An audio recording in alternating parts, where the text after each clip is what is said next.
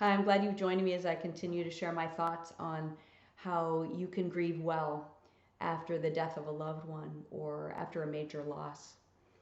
In this video, I'm going to be talking with you about letting go, what that looks like, how you do it, and also why it's so important, what role it plays in terms of you managing a loss in your life. And also, I'm going to introduce to you the idea of after some time has passed since the death of your loved one or the major loss has occurred, how you can create a new relationship with that person or that experience that has ended. So let's get started. When I talk about letting go, I'm sure that if you've had the experience recently or in past times when you've been grieving, you've known what it is to feel the feelings. Well, letting go is really not that complicated. It really just is a matter of when you feel them, really let yourself immerse yourself in them and fully get connected to them. Because that's the way that you're able to then let go of them. Now, let me say something really important when I talk about letting go. Some of the language that I hear that can be frustrating for people who are grieving themselves is they'll say things like, the people around me talk about me letting go or moving on. That's a big one. Or getting over it. Now, I don't want you to move on and I don't want you to get over anybody. Or in the case of, let's say, the loss of an experience, like a career is ending, or your kids are going off and starting their lives, or if you've had a breakup of a relationship. I don't want you to get over any of those experiences. They're a part of your life. What letting go is about is letting go of the pain associated with the loss of that person dying or the loss of that experience ending. Whether it was expected and planned, like kids going off and beginning their lives, which we want them to, or for you planning a retirement and you're getting to do that and it's really exciting, yet there's a loss associated, or an unexpected one, like a divorce. Doesn't matter the nature of the loss. What matters is that you know that what my wish for you is, so that you can grieve well, is that you let go of the pain associated with it. And I think well-intentioned people don't want you to hurt. So when they use that language, I hope that you can forgive them. They're not expert at this. They basically are saying, I don't want you to be in agony anymore. I don't want you to hurt. So when they're saying that, let's try to remember, I'm sure if I were talking with them about this, they'd say, yeah, of course. I don't want her to get over her husband, but I just want her to not remain depressed, or I want her to be able to consider getting out and beginning to do some of the things in her life that bring her joy again. That's what I mean by sort of moving through it. So we don't move on from someone, we move through the pain of the loss. Does that make sense? Yeah. So that said, when we talk about the expression of the feelings, what's required, and you can see this, I went into a lot of detail in my last video. When we talk about you expressing the feelings, that means you got to let yourself have them. We're not suppressing them. We're not avoiding them. Now, there's a difference. If there's something going on where, let's talk about sort of the classic, a grief experience is we feel sad, so maybe we want to cry or we want to just sort of curl up in a ball, and it's not the time to do it because we're in the middle of a meeting at work, or we're at a joyful friends or family gathering, and you're just saying this isn't the time. Then that's the time when you can feel that coming up and you decide, okay, now's not the time. I'm choosing to not cry right now, or to not really start talking with someone about how I feel, because it just doesn't feel like I need to do that right now. Yet, when you're really being powerful in terms of how you're managing your grief, you remember that those feelings were there, and you honor them and return to them as soon as you can, so that you're not repeatedly suppressing them and pushing them down and not dealing with them. So letting go really is a process of every time you feel those feelings, whatever they are, you are responsible in tending to them and acknowledging them. So whether that's sadness and you're crying, or sadness and you are really just being very still with yourself and just letting yourself feel sad. Because not everybody cries when they feel sad, and that's okay too. The difference is if you want to cry and you don't let yourself, that's not really coming from a place where it's strong, because you feel like, I don't know, culturally you think that it's weak to cry or something like that. If you feel like crying, being effective and powerful around your grief is letting yourself cry. But there's some people that just experience it differently, and that's okay too. It's about making sure that you tend to the feelings that are coming up. So if it's anger, you express it by, letting yourself feel that way, whether it's talking about it to yourself or someone else or writing it out, you express that. That's a very, very, the major part of you letting go. Now, as you'll notice, and some of you listening may bring to mind a grief experience or a death or a loss experience that you've had in the past where you felt like you managed it pretty well, and you'll remember, right, that you had many, many times of the sadness or maybe the anger, but a lot of the sadness, and then it subsided over time. And I like to say, what I love when I help people in my personal life, but also clients, when we're talking about it, I look forward to them, because they've worked their grief so well, the time when the memories of that lost person or experience brings more smiles than tears, because that's when you did your job, and you still love the person, you're still honoring them, but you can connect with the joyful part. When you're getting to the point where there are less of the experiences of being sad and more the memories are positive and fond, then, and they bring you joy, not really wanting to cry anymore, feeling like I want to smile, then also what I want you to realize is, and you probably know this, but I want to encourage you and support you around this, that if you have a while where, yeah, it's feeling pretty good, this feels really nice, I'm not as in pain around this, know that it's going to come up again, and it won't be because you didn't do it right or because you haven't been really working on your grief and moving through the process really, really effectively.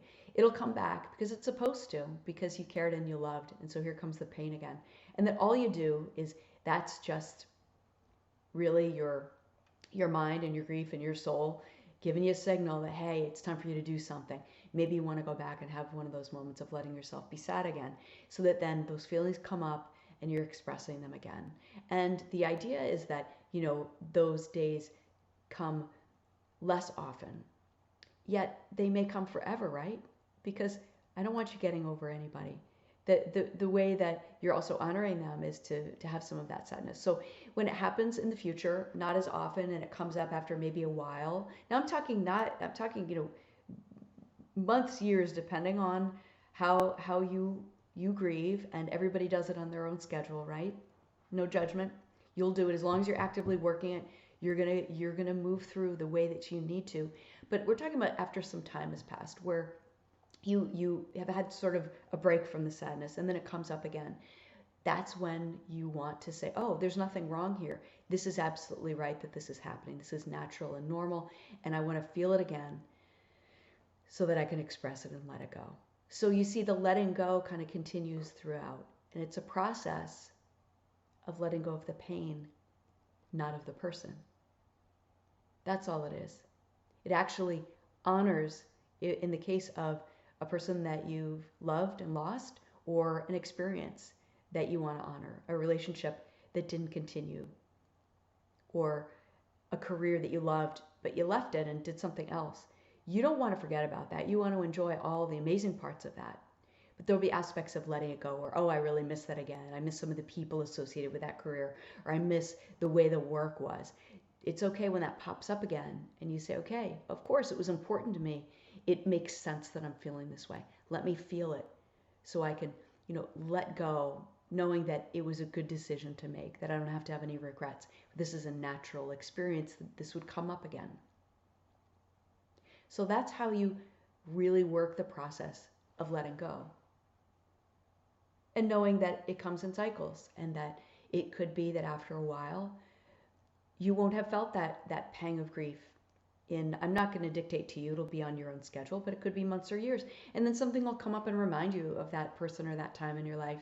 There'll be a smell or a sound or a song, or someone will say something or bring that person up, or that time of your life up, right? And it'll come up again. And I want you to say, yeah, here you are again. It's okay that I'm feeling a little bit that, Of course I'm supposed to feel that way. This is absolutely happening as it should be. So that you just continue doing that. As your grief cycles around and it shows up every once in a while, as it should, because that experience, that person meant so much to you. Now, I want to talk now a little bit about, in sort of the spirit of letting go, but also for you to realize something in terms of how you actively grieve, how you do what I call working your grief.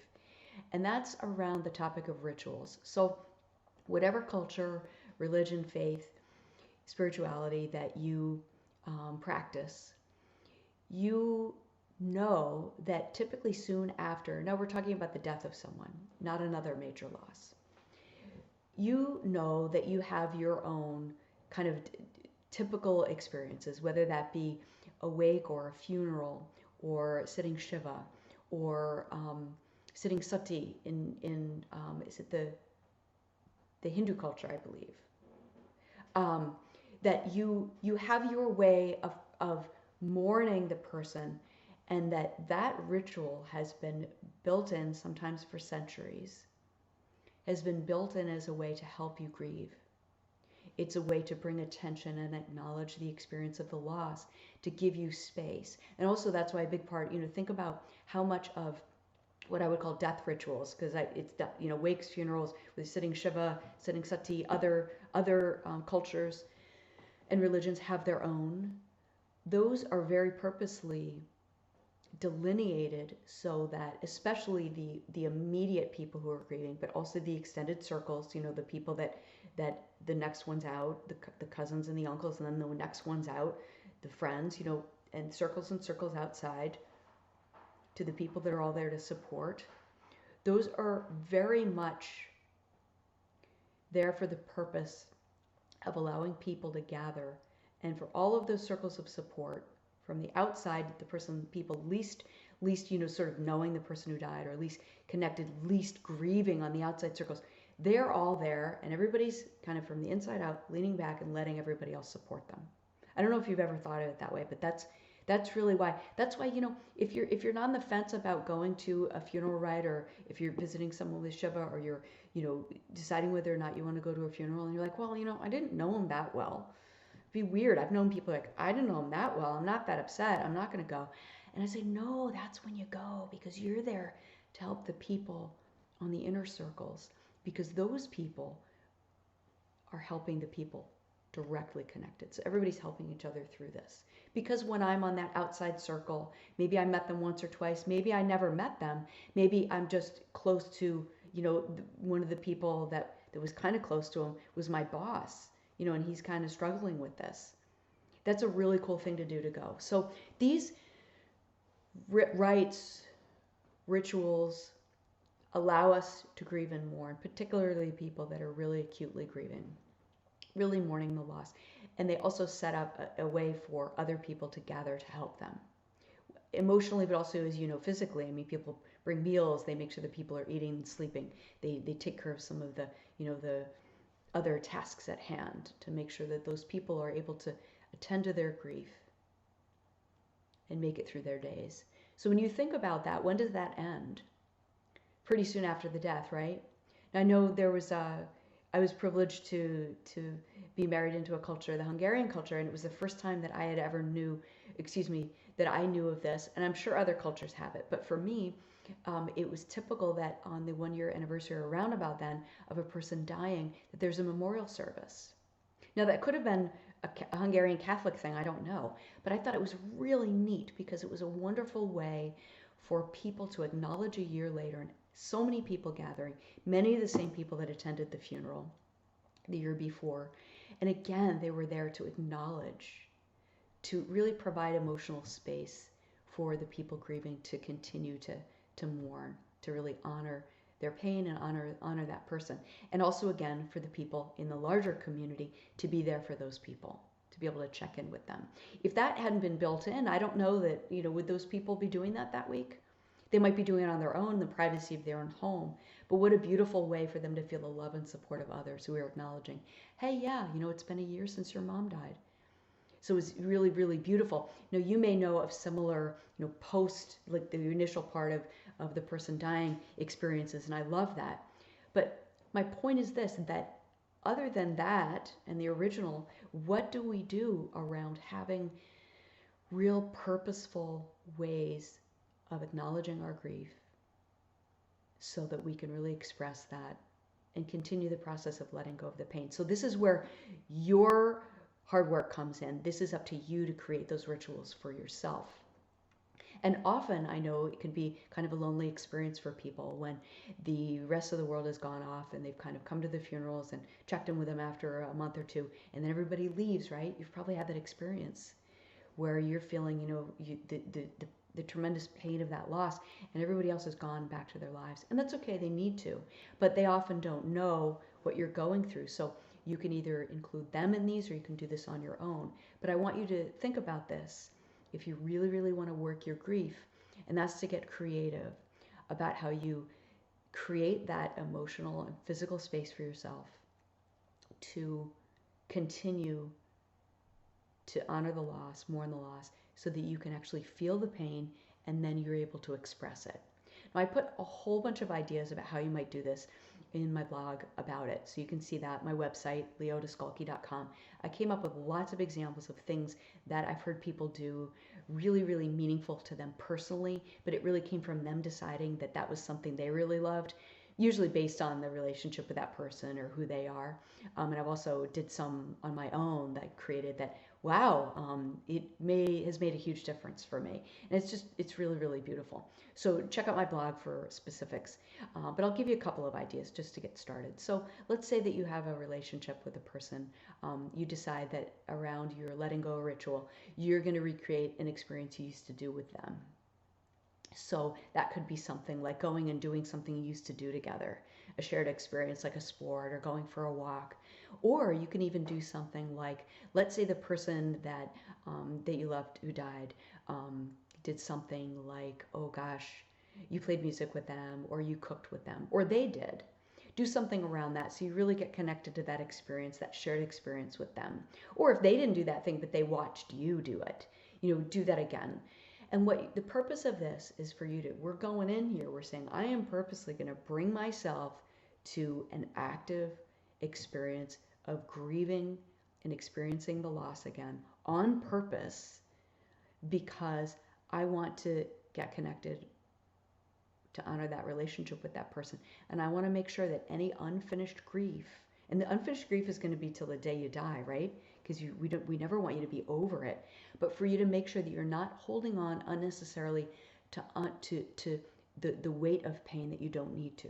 So that's why I strongly encourage you to, over the course of many, many months or years after it, check in with yourself and see if you want to create a ritual so that during that you're honoring it. You may be feeling, when you do it, you may be like, wow, I'm not really feeling that sad or that angry right now. I'm actually feeling just the good memories. Be really open and accepting yourself. Let it be what it is, because I promise you, your mind has a brilliant way of leading you to do what you need to do around the issue of loss. So if there's some stuff creeping up for you and you create the space for it and you find yourself really feeling the sadness, feeling that maybe you're really being brought to tears again, then that's something that that was really wise of you to do. Your soul is saying, hey, we needed you to do that. And so you wouldn't have if you hadn't created the chance for yourself to do that. And if on the other hand, it's just a happy day for it, great. And then bearing in mind, like I said before, the way we cycle through, you might decide you're going to do that again, and sometimes other experiences will trigger it. It'll be around an anniversary or holiday or maybe a special day with that person, their birthday or the anniversary of their death or their wedding anniversary, where you'll say, wow, I really want to do something to honor it. Let me plan something. And it really is a beautiful thing when you can let yourself do that. And also, why are you bravely being willing to go in when you could have said, I'm good, I'm not really feeling a lot, I'm just going to go along? No, because you said you were going to work your grief because you trusted me and other people who've written about this that you've read and said, look, you have your best chance at fully living when you grieve well in your life. So what I want to say around that is, create your rituals and also pay close attention to the ones that work for you, because they're also going to be your guide to what you want to do in the future.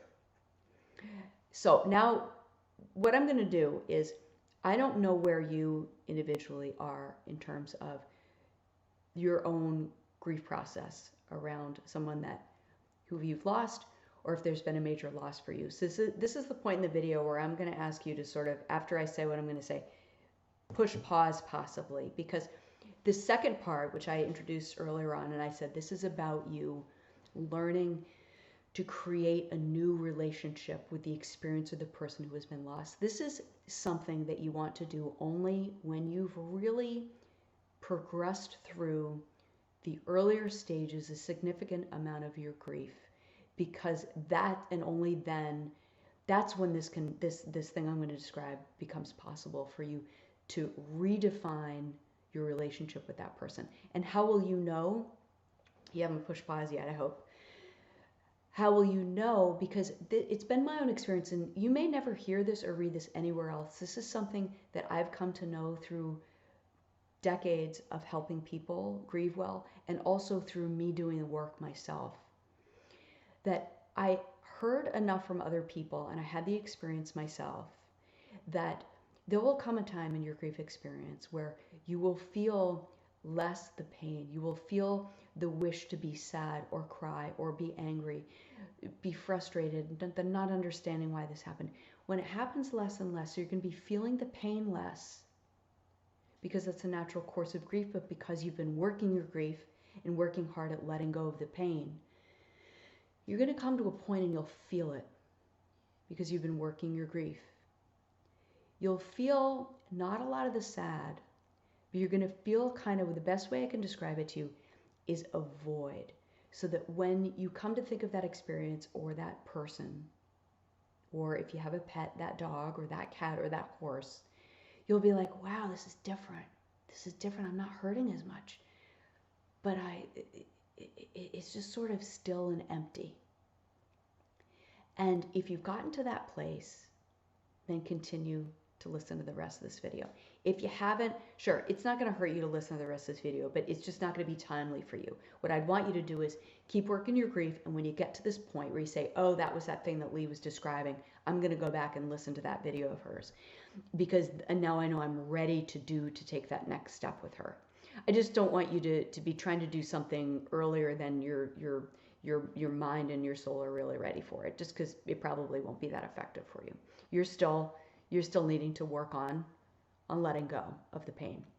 So for those of you who know what I'm talking about, when you're like, the reason why I came up with this and why it's so magical is, how many times have you had the experience, or you might have heard someone else say, I don't like this feeling that I'm not as sad anymore. I'm not crying as much.